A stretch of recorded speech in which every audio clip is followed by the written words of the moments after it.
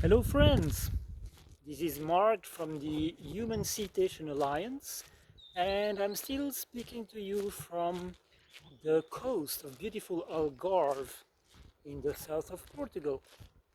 And today I'd like to talk about the imposter syndrome and its infamous corollary, associate, accomplice, perfectionism, or as I like to call it, OPD, obsessive perfectionist disorder.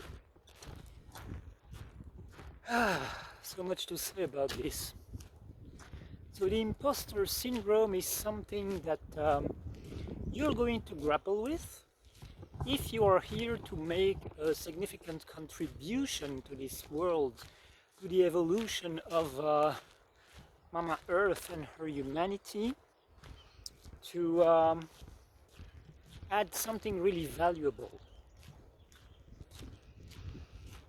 If you Yeah, I don't like to use the word be of service very much because it has some, let's say, religious connotations that I'm not very fond of. But yeah, I guess you could say be of service. I prefer contribute personally. So yeah, you're going to experience that, or you have experienced that, or you are experiencing it. And this imposter syndrome is that inner voice that tells you that you're not good enough to do this, that you're not competent enough, you're not gifted enough, you're not ready, you need to have more abilities, you need to be more awakened, you need to have more experience, you need to go through more trainings, more workshops, more online courses, more private sessions, whatever it is. And it never ends. It never ends. You're never ready, you're never good enough, you're never developed enough. And where does that come from? Well, there's a lot that comes from the societal environment, of course, from the school system.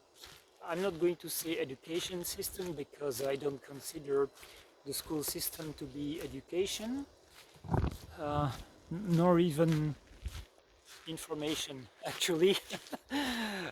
Very little of it.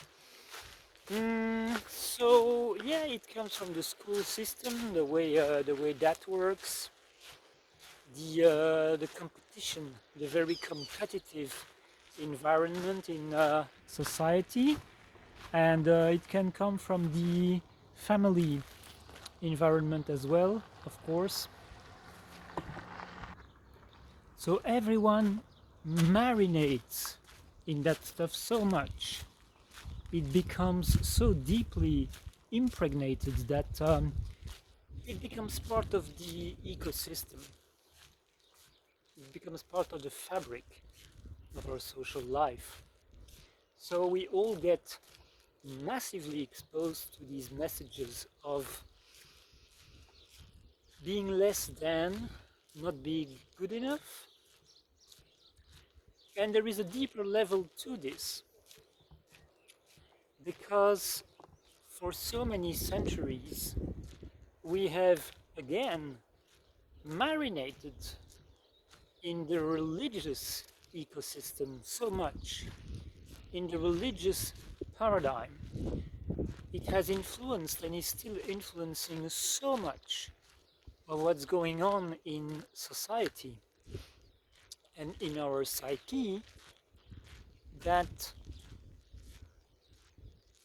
we've got that deeply integrated. One of the core messages of religion is just that you're not worthy.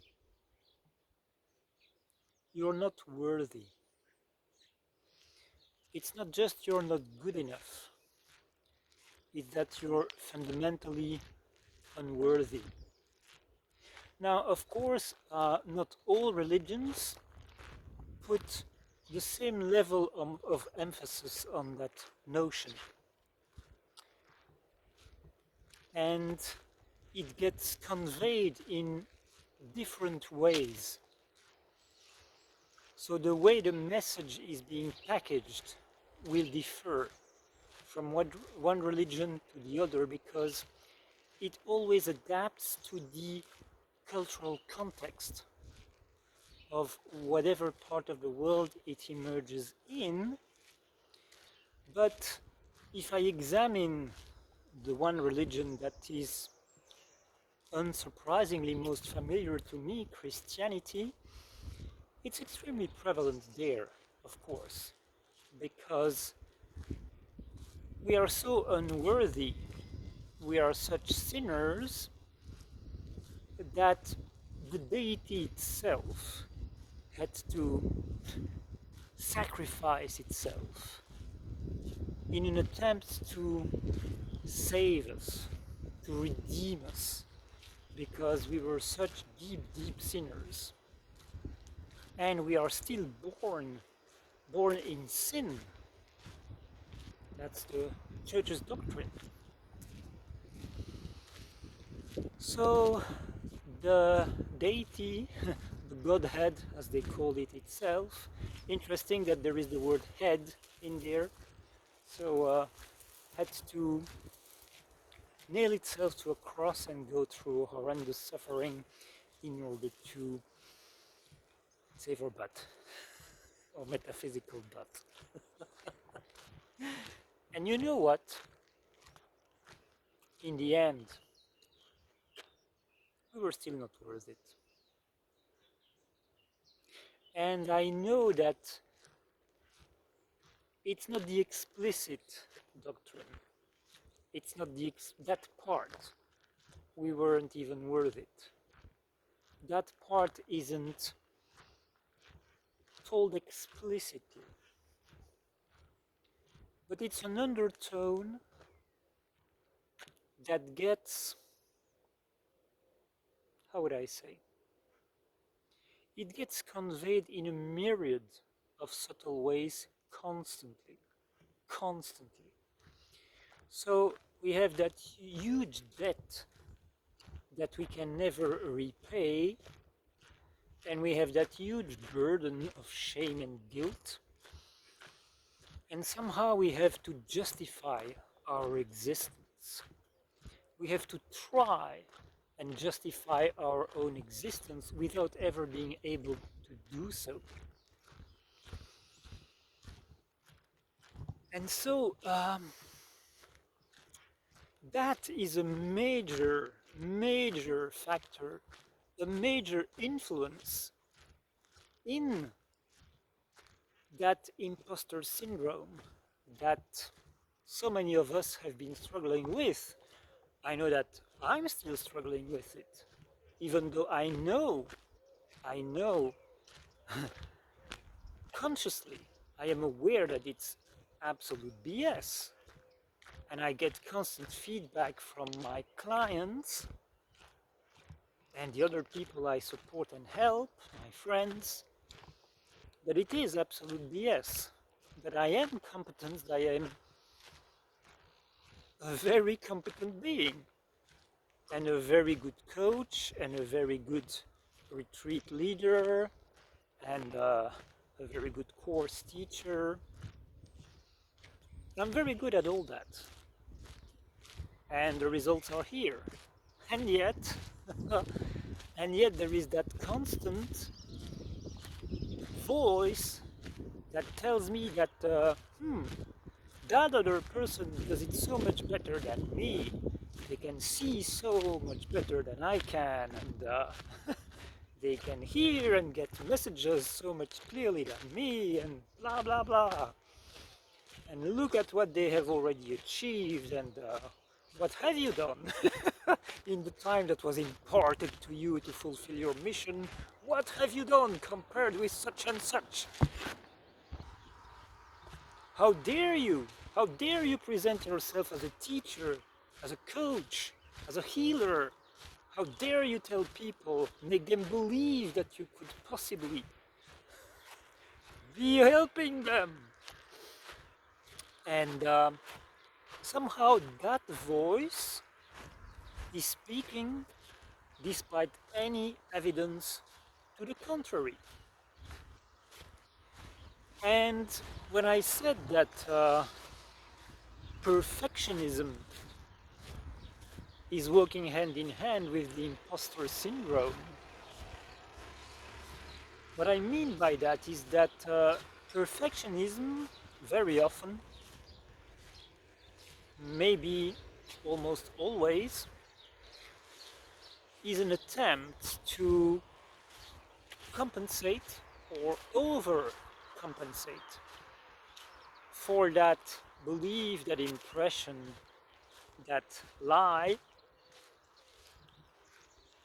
that we are not good enough to do what we do or what we want to do, what our soul wants us to express as a contribution to this world. So whatever we are working on at any given moment, be it a piece of writing, be it a video, be it a material we're working on, be it a website, whatever it is, must look absolutely perfect so that we can assuage the guilt of being such a fraud, and so that nobody could ever suspect that we are such a fraud.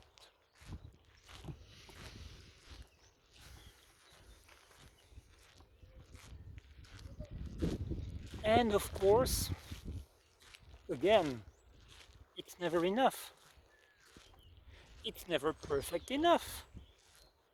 There are still some tiny imperfections that we won't be satisfied with and that are going to be nagging at our psyche and trigger our insecurity. Because what is perfection at the end of the day? When is perfect enough? According to which standards are we measuring perfection, which is an absolute abstraction?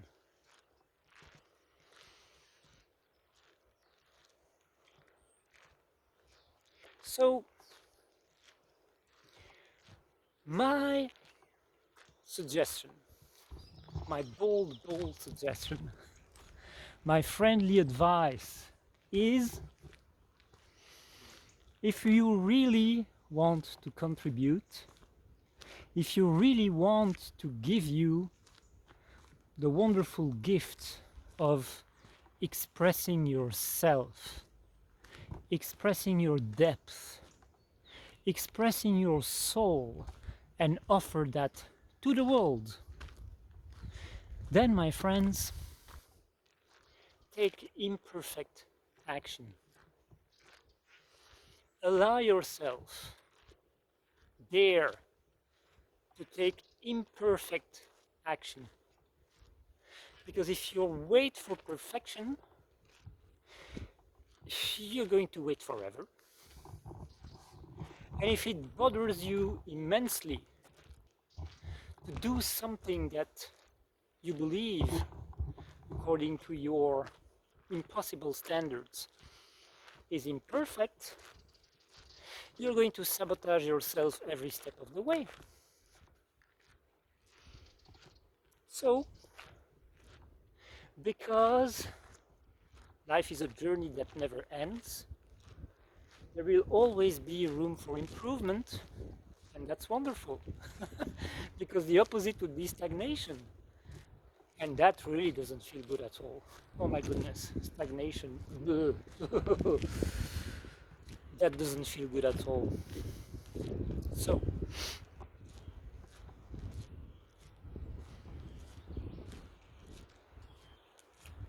be aware of the presence of that voice, and the little sub-voices that sing in unison to make a little chorus of unworthiness, an imposter, and how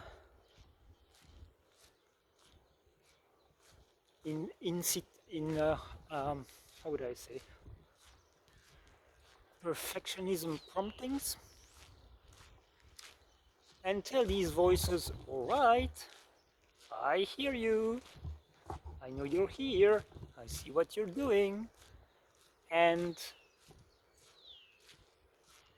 it's enough, you know, I've listened to you enough, so now I'm not doing that anymore. I hear you, but I'm going to do it anyways. I'm going to do it. I'll do the best I can with what I have at the moment, or close to the best I can, or the best I can do it at this particular moment. Because I might not be at my best right now, at my even not at my average best, so to speak. But yeah, it's what I can do right now, taking everything into account. So I'm doing it. I'm doing it regardless, and I'm contributing. And I'll keep improving.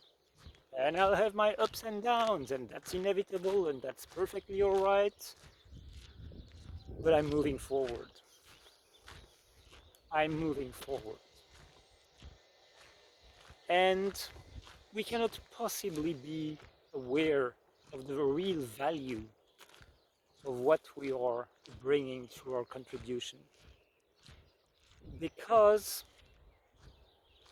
the impact on a universal scale of what we are doing in this reality here, on this planet Earth, on this version, on this sub-realm of planet Earth, is so unbelievably impactful. It has such a profound and vast impact on the rest of the universe. And it is so immensely challenging to come here and have an incarnation in these conditions, in this environment, with the kind of imposition that has existed here. It is so immensely challenging that you are frankly an incredibly brave and highly competent being of immense wisdom and love for life and such a tremendous sense of adventure. Yeah, that's how unworthy you are.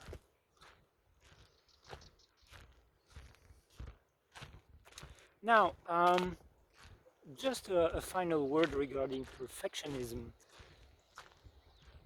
I'm not saying that everything about it is bad, inherently bad. What I mean by that is that it is perfectly praiseworthy to care for details and to strive to produce the best work we can,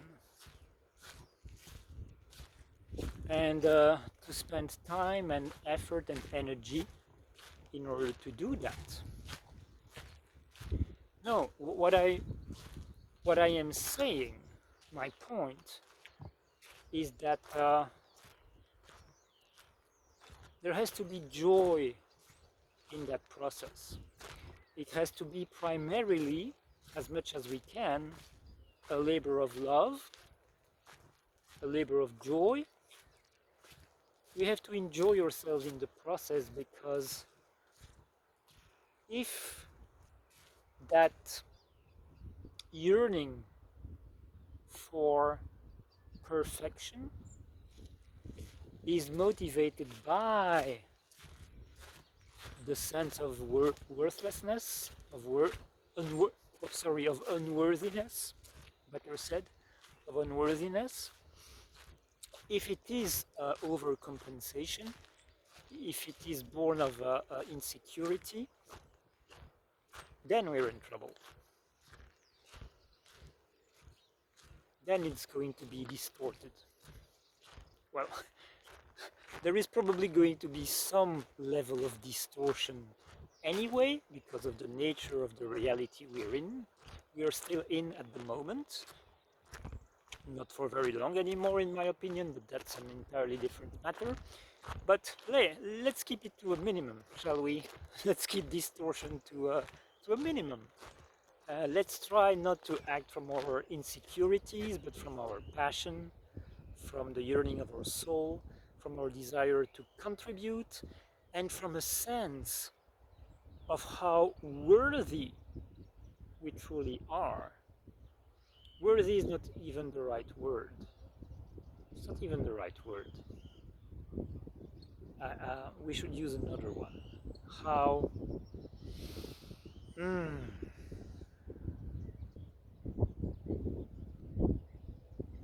there are no words really. There are no words. How extraordinary, how admirable, how grand, how there are no words. There are no words. How beautiful we truly are. And I'll leave you with that. I'll leave you with that. Thank you for listening. One more word. So I'm putting a link to my website in the description of the video. And as many of you already know, I'm working with cetacean energies in my coaching practice, in my online courses, and in the really wonderful spiritual retreat that I'm organizing on the island of Madeira, where we go swim with dolphins, watch whales, and deepen our relationship with these extraordinary allies that are cetaceans. We deepen that relationship, we strengthen it, and we implement it to the max. So everything I've told you here is something I'm very, very often supporting my clients with in the coaching sessions and the shadow work sessions. And it's something that we usually very much need to hear in that sort of work. So, my friends, thank you so much for listening, and I'll see you again, or rather you'll see me again in the next video if you wish to. In the meantime, take care.